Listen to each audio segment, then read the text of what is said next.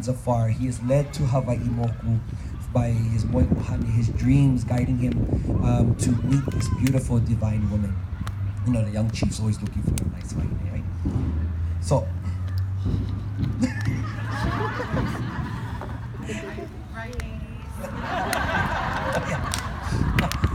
so Kukahaula, he lands Makawaihae, and Hele Iwaimea, and he looks to the mountain, and the beauty of that mauna, he really feels this truly must be a reflection of the beauty of the woman. And so his pu'uvai drives him to Pi'i Mauna. And as he climbs higher and higher through all the wau, and as he approaches the wau wakua, the kia'i of the mauna come and they pale, ale. Kapu, kia wahine kapu no ka mauna ua hele aku. And so he descends. But the next morning, he feels that yearning. It's driving him back up again. And so he pi'i mauna home. Again, they stop him, they turn him away. And this repeats over and over and over. The time they say the other wahine, they go and tell Poliahu, look, this man keep coming up. She's like, ay, hupo, eh? It's looking. Always the ones that are done. One film. But truly, they say Poliahu, now she begins also, at first like, this silly man, but still seeing his devotion, still climbing this mauna, she begins to question her own kapu. Why can't I be with one like this? Look how much dedication. Look how much sacrifice. Why can't I? So now she's maka'u. Or no, not maka'u. She's really eha in her kapu. And so they say it's mo'o inanea. Yeah? Mo'o inanea, one of the matriarchs of all mo'o of Hawaii. This is also her mauna. It tells you something else about this mauna. But it's she who will go to Kane, as Kane Ho'alani, and have audience with him to speak. And she relays to him this story. And how can you deny their love? Let them be together. And of course, like a good daddy, he says, now no. But Debbie was like, no, that's the punahele, that's the name. So she tells no, go watch. So as Kane Ho'alani makes his journey every day, he's observing this play out. Sees Ho'alani is the sun, yeah? The sun, right. We're talking about. It's one of the highest kinolaur manifestations of Kane. It's the heat that drives everything, including the body. So, he watches, he sees, and in time, he's not all start for feeling. And so he sends his decree down from heaven. And the next day, as Kukahula makes his way up the mauna, again, he sees the kia'i, they come. Can I meet Poliahu today? Ay. Como mai. Why is magic when he says something? Mind you, it's Mo'inanea, the Wahine matriarch, the feminine divinity that changes the mind of the patriarchy, that changes is the catalyst for the change or the hulihia within the current structure and ritual, and establishes that ritual. She's the one that tells him this has to happen. Wow. Gotta nudge him in the right direction. So, from there though, as he's welcomed into the Wauakua, you see, as he follows behind, he steps his feet only within their footsteps. Ha'a. He is ali'i, but he will follow them. As they reach to the nu'u, or actually to Pu'u Poliahu, the lilinoi has concealed this pu'u when he is left there. And then when it opens like a curtain, there is Poliahu. Such divine beauty. And there he beholds her beautiful kapahau that sees draping off of her and is the whole snows of the mauna. He is struck with such awe, the beauty of this woman, that he falls, prostrates himself, kapu'o, flat upon the earth. This is ali'i. His face is down in the snow. That kapu is familiar, should be familiar to you Pi'ilanians. Pi'ilanians, kapu'o. Where you think they got the kapu from? So, you hear it in my voice. Calamari frog. So from there, as he is now prostrate before her, he thinks to himself, what could he possibly have to offer? What could he possibly have to give a ho'okupu to such a divine being? And so he gives something that he is forbidden to give. What is the highest mark of a nali'i? Ka'ahu'ula. He offers off his red feathered cloak, and as she accepts it, as he rises and drapes it upon her shoulders, the whole mountain takes on the hues of his king. Orange, red. Oh, look, he's starting. Look at that. And The that's heavens and the that's mountain. his confirmation from Kanakaole, from her father. Accepted. So, with that, they finally say for the first time, Poliahu feels this embrace and love. But it's only for a short time, and the idea akua come and they say, Kukaula, it's time for you to hit akua. Why? He says, as the kapu stands, you may come and only embrace Poliahu. Only when Kanehoalani is close enough to watch you. Kind of in a sense. Only when at the sunrise and the sunset. Because daddy is watching. So now they may have their time, but Poliahu will maintain her purity. She will not be tainted by this moment. So only for a short time. And when Kane rises, you may embrace her, but when he travels high into the heavens, you must ha'alele. When Kane is close to the horizon, you may embrace her, but when he dips below, you must ha'alele. Better than nothing, thank you. And so with that, now with each setting and rising sun, we see this reminder of this love. Yeah. So, as a mo'olalo, Oh no, for some of you feather workers or practitioners of hana kahana ahu lei kahili hulu, the practice of antiquity or ancient times was to actually dismantle. After the presiding ali'i for whom the kahilis or the ahu were made, you were supposed to have dismantled them and then reassembled another ahu in another lau or pattern befitting the current regime or the current ruler. But you can use and reuse and constantly reuse the same hulu and add new hulu as it progresses. But that dismantling, the deconstruction and reconstruction of the aha, of that same ritual that Kukaha'ula was made to do, from the ka'i kapua i kanaka to leave no a footprint or imprint of his own kanaka, of his own vau kanaka nest, to the kapuo or to the prostration of, and then to the offering of his ahu'ula, and then returning. It's the same loina that feather makers use or should have used. so this is a mo'olelo I learned as a child, and as I grew up and engaged more with my mauna, this became my template. And not to say this is a tradition of our people, this is how I have adopted this as my practice for the mauna. So for me, I lay out the template. If you consider yourself in the role as Kukaha'ula, as Kanaka, even consider yourself as the highest whatever. He gets to just go up the mountain whenever he feel like it. No. That dedication that he had to prove to the Akua, he returned over and over and over. For me, that's a matter of, before I go up the mountain, I can check myself over and over and over. Am I just going up there for maha'oi? Why am I really going here? Because the Vauakua is very, very important. It's the same as we're trying to fight this construction. We can be equally as damaging if we going up there too much and whatever. The only reason we're even engaging up there now is because we're going up there to get them out. It's the only reason. So for me, it has to really, really ring true, and I have to be accountable to myself. I would check myself over and over and over, and then checking myself mentally, physically, spiritually. Should I go up there? Do I need to be up there? And when I finally come to a point where I feel I need to go, then how do I enter? Gently. I will stay to the paths. I will do what I need to do, as Kukaha'ula did. Example of what is my conduct in this vahikapu? What was his? In the presence of the Akua. That image of that kapuo. I give that place my highest, most humblest respect.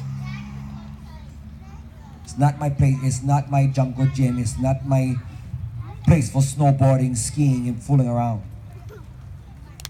How long do I stay? Not long. Get up there, do what you gotta do, get out. Because the longer we linger is when we start to make more staff. Or we like bring more things up. So I can stay here longer. No, get out. Even for me in this, for my tradition, when I lay my ho'okupu for the mauna, I do not leave it.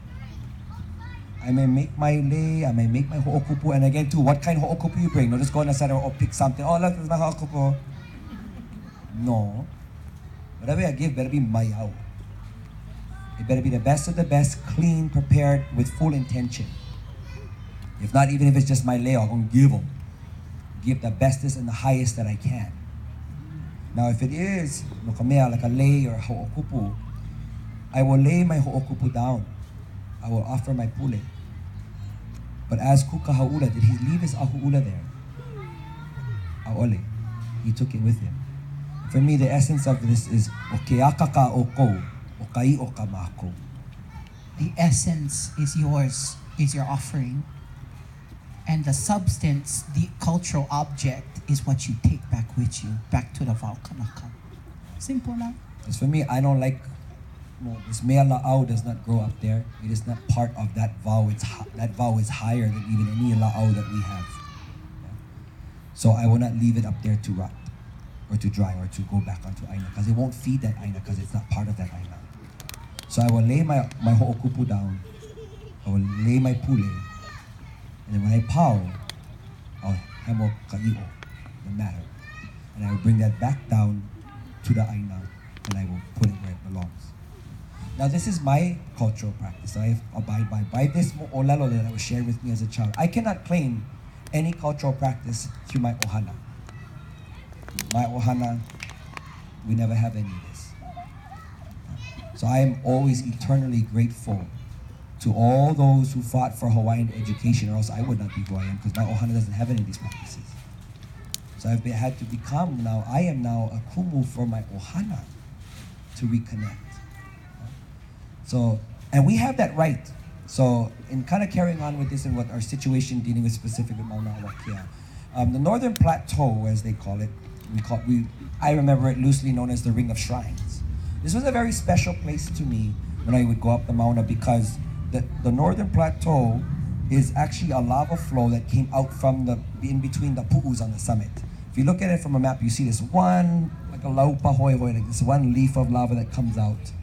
But if you stand on the edge of that point and look down, that was always my spot I would go for pule. Because when I look down, it's the one spot that you can see Haleakala clearly. Yeah. From. Yeah. So I see Haleakala, and then from that point I look down, I'm looking right into my home. Right to Honaka'a, right into YPO, that's my vahi, right there. So that was always my special place. So I remember first time I went up there when they said, oh, the Northern Plateau, I didn't know what that term was. And I got there and said, hey, this is my spot. And, but they tell us,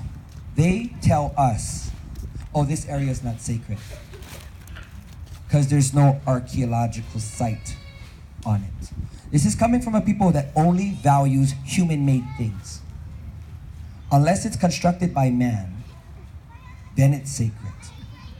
Ergo, the lesson of the heiau and the ki'i and the aho. It is not because we assign that human structure upon a piece of land that we consider it sacred. It's the other way around. It's because it is that we recognize it and therefore construct something. So the heiau and the aho and the ki'i all serve that same purpose, as a means to harness whatever is naturally latent there. And so with that, it's really that the aina up there is so sacred that we would not even leave our mark behind. No footprint. And that's on the summit area. So even on this Northern Plateau, this particular, as they say, there's no archaeological sites. But we all know too that this is also it is also way up on the mountain where we lay a lot of the iwi of our kupuna, especially of the ali'i, where the piko of our keiki are taken to Waiau and to other places amongst the mauna. So there are ways that our people engage up there, as well as gathering ko'i if we need. But still, our imprint up there was minimal to none. For how many thousands of years we've been here? Because of its sanctity, because of its divinity, because of the role that it plays in our ecosystem. Especially because now some people can say, well, a mountain is so big. Well, that's a quote of ignorance. That's relative. Right Yeah, I mean, you get different vau, different areas from different elevations are whole different ecosystems. This is like all the little ones in between that. But the upper summit, the high alpine desert, that type of ecosystem, that area is just barely over 600 or 700 acres. It's not that big. Now at that area of the Mauna, there's so many other living creatures up there. Now, if you look at through the Western mind, they're small, they're insignificant, they don't turn a profit. Arthropods, insects. And we are going up and you see all these kupu. At over 13,000 feet elevation, there are ferns. And they cannot grow up on the cinder cones. And there's only a few places up on the mountain that have this particular type of pahoihoi flow. This is where also the nananana, the wolf spider. The Pe'epe'e Makavalu, the endemic wolf spider, resides only on Pahoihoi because it's a stalking predator, and it requires some place to stalk from. And Sinta doesn't do it. And then you have your mosses and the mosses and the fungi. That's actually one of the mosses is called akua, because it's the building blocks. It's that primordial ooze that the rest of the fauna, that the flora or the vegetation can grow from in such a harsh environment. So when you look at that, and all these places, I just want to reiterate that because that's like, the lichen that grows on the rocks is called akua. The lichen is akua. Anybody did napkins, your mind's blown. Clean up. That when we go, pah. What? Yeah. So the whole principle here of what we're standing for, there's no separation. So I don't ever want to I try, how do I explain it to some of these people, where nature and culture cannot be separated. Our culture only is what it is because of this environment. It dies, we die. We cannot be Hawaiian anywhere else. Our culture is instinctively created in this aina, by this aina. Culture is not just a creation of humans. It is the influence on a natural ecosystem onto our species over thousands of years that it has created the culture that we have. It creates why we look the way we look. Culture is what? Learned facilities, methodology, the means in which you conduct yourself within your environment and within your ecosystem. So what are all of these nomenclature? What are all of these terms? What are all of these inoa, akua? These names of akua and kini akua and pantheon of gods that we have. They're all environment. All of that is based on a system of ecology, especially for hula people. Thank goodness it activated. You know, hula people should have been the first of the conservation biologists, first ecologists. It's one of the few practices that all others intersect in and synergistically intersect with one another. All of that is based on ecology, even before Kanaka. I like to ask my hula students, if we weren't here to hula or to move to the beat or to move to the sand or to move to the land, would hula still exist? If we were here, again, I'm going to ask, if we weren't here to hula the hula, does hula exist? Yes, as long as the laumakani and the moa eku blows through that launiu, and as long as the sand moves under my feet, and as long as the currents move with the tides, hula exists. We happen to be privileged enough to engage in this and participate in this movement through the movement of hula, through the action of oli and engagement and kanaka